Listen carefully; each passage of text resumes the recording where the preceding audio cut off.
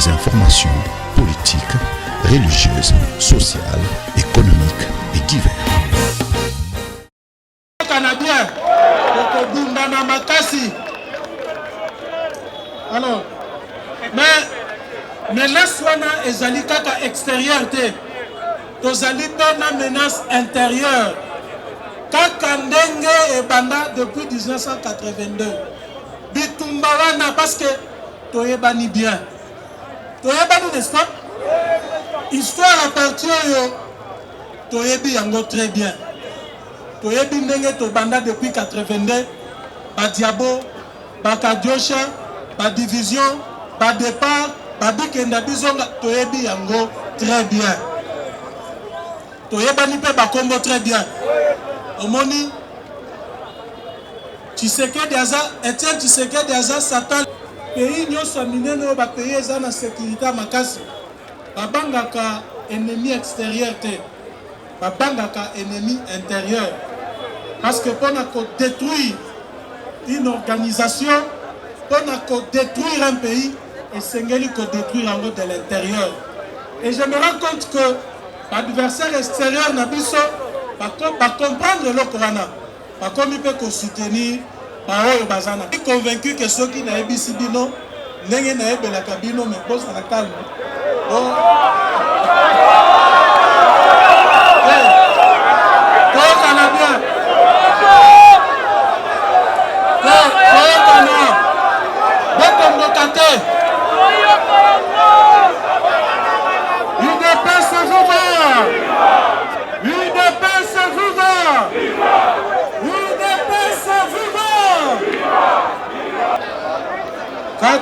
Kaka ndenge balobaka nyama oyo abomaka lidesu azala kaka na kati ya lidesu.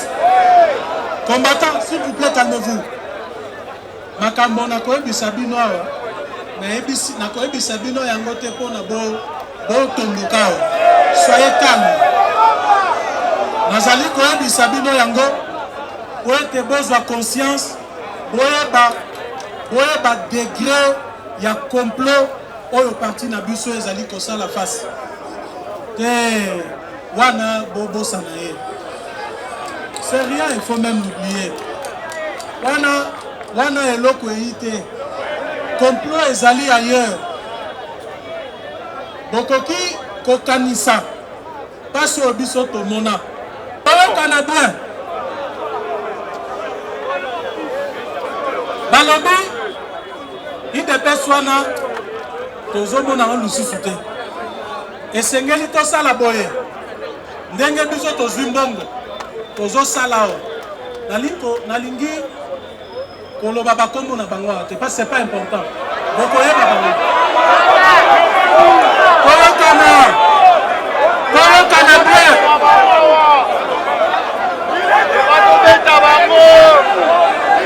Toyokana malamu. UDPS viva!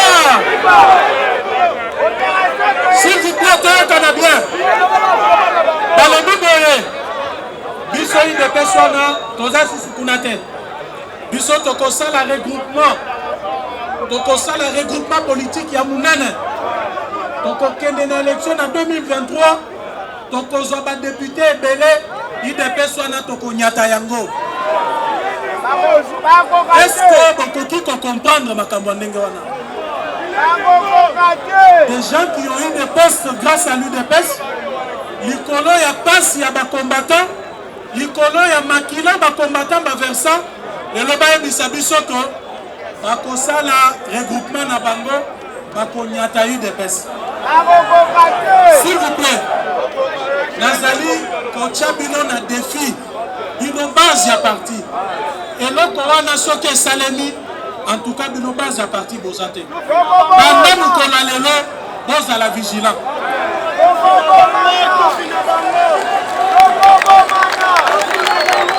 Ozokana bien. Batu wana bakoma ba rebelle. Okoka balobi no makambo IDPS wana te. Et batu wana toyokana s'il vous plaît. bambongo na bango bazali kozwa wana bazali mpe koalimenter na yango désordre na kati ya parti badésordre nyonso toza nango na kati ya parti ezali kouta kaka kuna likolo bazwi mbongo balobi tofragilize UDPS mpo te biso torécupere base wana tozwa badepute na nkombo na biso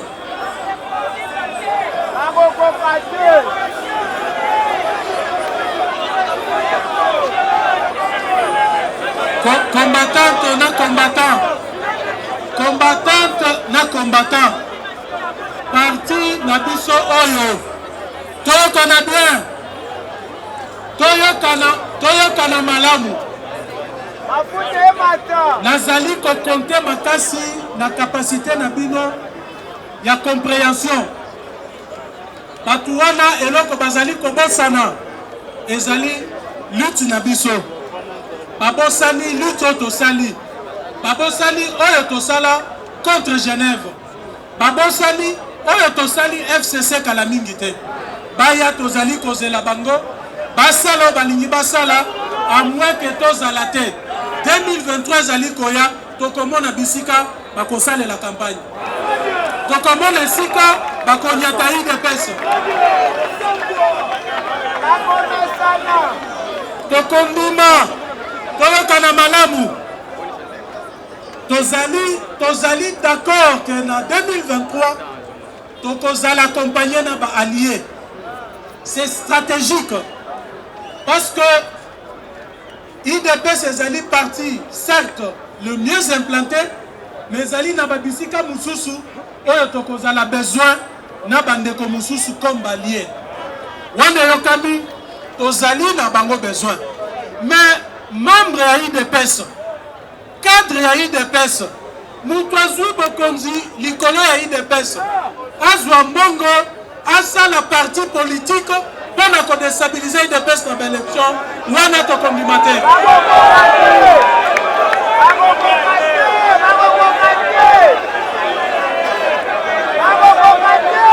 estce toyokani malamu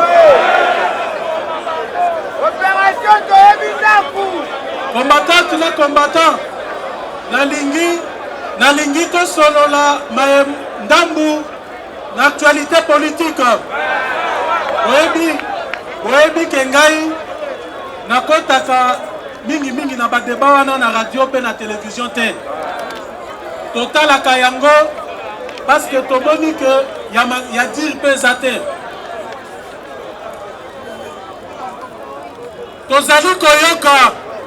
tozali koyoka badetracteur na biso badetracteur ya pouvoir na biso bazali kolekisa na banzembo bazali kolekisa na bareseaux sociaux ndenge Congo ya lelo ezali mabe koleka oyo ya lobi Congo ya Tshisekedi Félix ya lelo ekomi mabe ekomi dictatorial économie ekufi koleko ya lobi est-ce que eza solo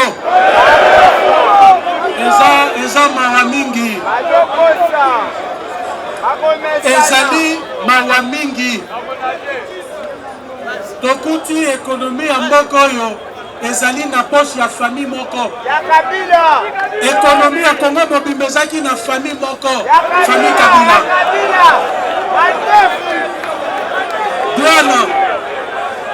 douane minere makambo nyonso ezaki détenu par une seule famille bazaki wapi mpona koloba biloko ya kolia baboutique bamakambo nyonso na vila socio loso nyonso ezaki détenu par une famille me tozaki na bango ka na mboko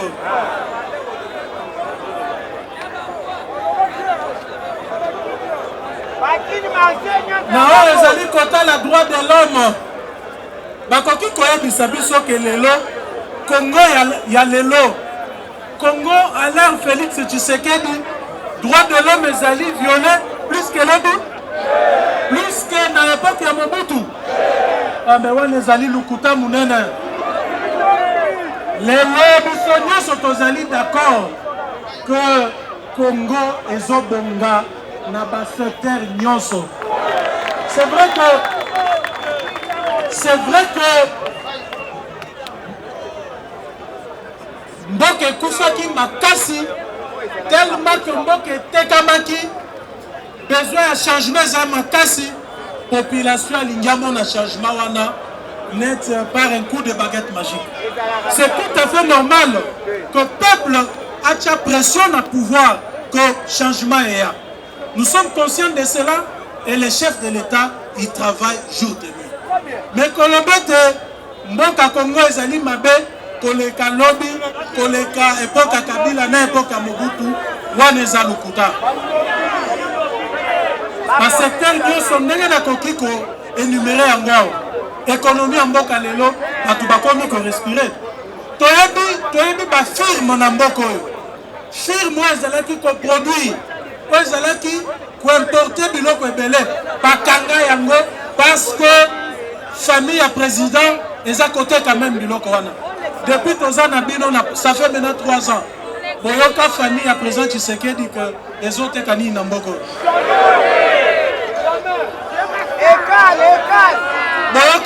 Boyoka bisika nini que famille présidentielle na lobi bien famille ya Tshisekedi Félix ezali quelque part ezali concerne le trafic d'influence.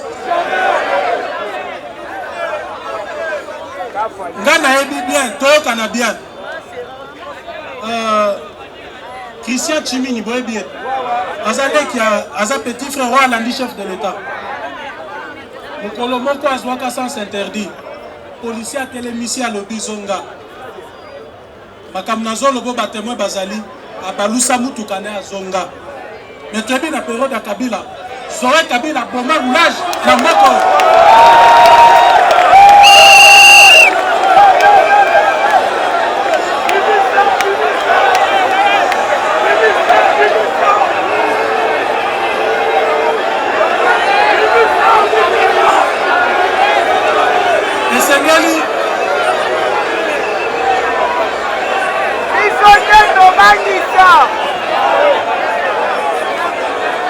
s'il vous plaît, Tokana. D'ailleurs, pour preuve, chers combattants, le gouvernement est proposé à Ors, Mokolo, Mbalali, ma signation au Bino Bopesa Kibiso et Sengeli Bino Botiango na loi. Et sur le plan sécuritaire, Tokana Malamu, Oetali sécurité, Oetali Est Yamboka na biso. Combattant na combattant. Vous dites que Mboka na biso eza na bitumba depuis 96. Est Yamboka na biso eza kaka na bitumba. Bitumba babomaka kuna depuis 96. Mais nga naza nesengo mingi. Naza nesengo mingi ke lelo bato bamona que Fachi esengeli asilisa bitumba wana ezali esengo mpo na biso que peuple congolais etia espoir na ye na chef de l'État mwana mboka mwana tata na mama congolais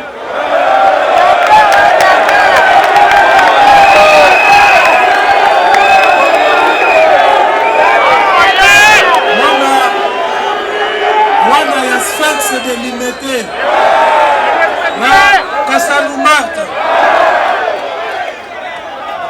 la Stosali de Sengo que population congolaise peuple congolais a dit que Félix Tshisekedi fort de sa détermination à Kosili Sabitumba Est. Mais en même temps aussi et Sengeli toyeba que Rome n'a pas été construit en Bitumba Est, Kabila Joseph Atiki yango na mboko. Donc, détermination na biso ezali à accompagner vision chef de l'État voici les Bitumba Est. Donc, état de siège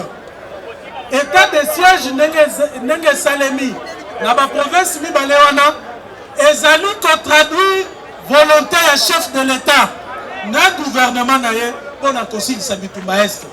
Ceux qui ba ennemi ya mboko oyo bazali wana pour na ko combattre te na Est. Pour na ko combattre ba effort ya chef de l'État. Oyo azali ko sala ete kimia ekota na Est. bazali combattre par ricochet à travers l'état de siège. Biso toyebisi bango bamata bakita état de siège ezakaka wana.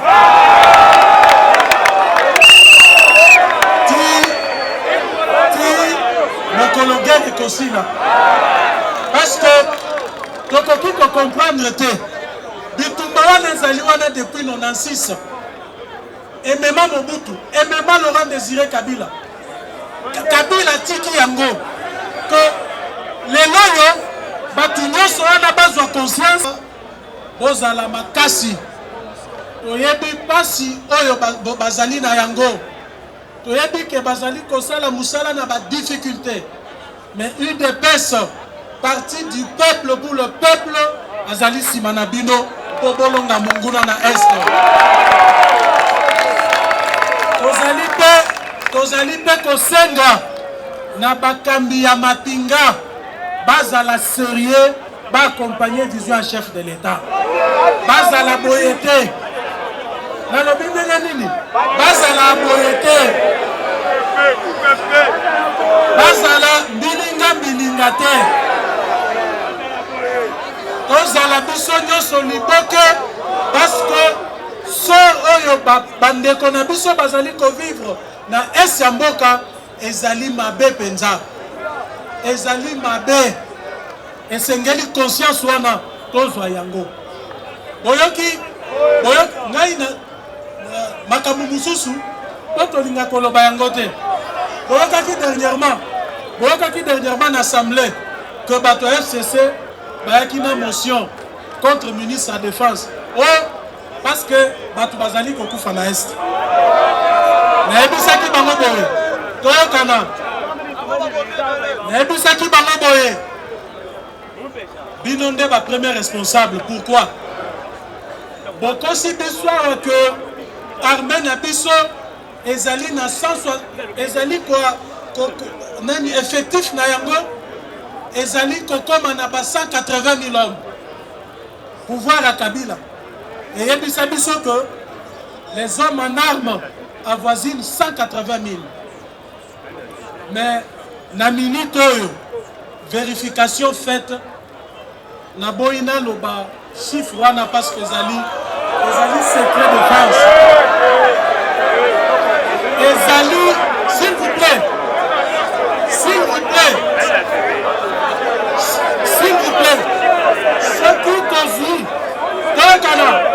soki tozwi chiffre bango bazali koloba na oyo ezali réalité ezali butu na moi ezali preuve que bango bayebi maye bazali koyokana s'il vous plaît nayoki na baréseaux sociaux banyosologue baennemi ya parti bazokoma balobi IDPS asali ram biso IDPS tosali ram tosalela yango wapi tomoni yango wapi biso IDPS makambo ram tomoneli yango wapi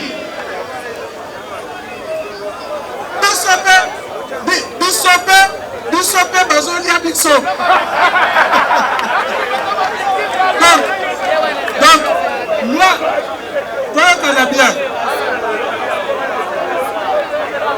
service ya esaliram ezali service biso bato tocreye yango te ezali créé depuis 2011 service moto azali kogere service wana bato bayebi ye très bien azali DG ezali cadre ya IDPS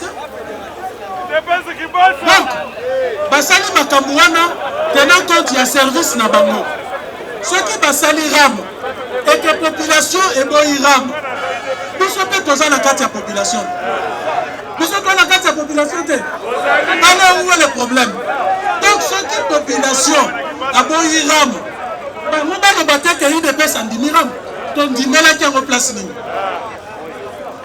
bayebisa biso esika cadre moko ya IDPS en commençant par moi-même secrétaire général tolobi ke non IDPS a soutenir ram esika basalaki ram biso tozali kuna te toyebi kutu te donc Solution ezali que ndenge basi babomi DG, n'est-ce pas? Kaka ndenge peuple azali koloba soki balongoli yango biso pays de peste kosepela. Tobata maboko.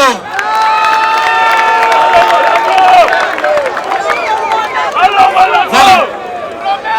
Nalingi, s'il vous plaît. S'il vous plaît. Nalingi nalobela makambo seni. Seni. Combattant na combattant.